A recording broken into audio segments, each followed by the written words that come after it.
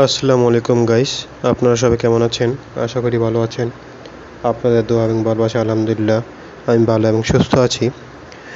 তো আজকে আসলাম একটি সুন্দর একটি জায়গায়। দেখতেই পাচ্ছেন এটা হচ্ছে সাভার স্মৃতিসৌধের পাশে একটি উন্মুক্ত এলাকা। তো চারপাশের রাস্তাঘাট এবং গাছপালা কিন্তু সত্যি অসাধারণ।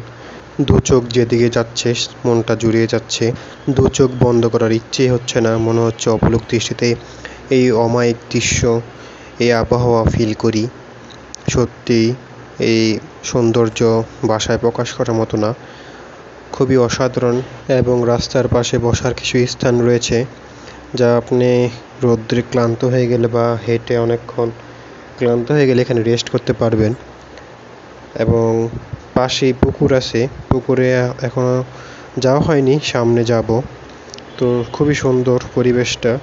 এই সুন্দর মনোমুগ্ধকর পরিবেশটা আপনাদের কেমন লাগলো অবশ্যই কমেন্ট করে জানাবেন এবং ফলো দিয়ে সাথে থাকবেন।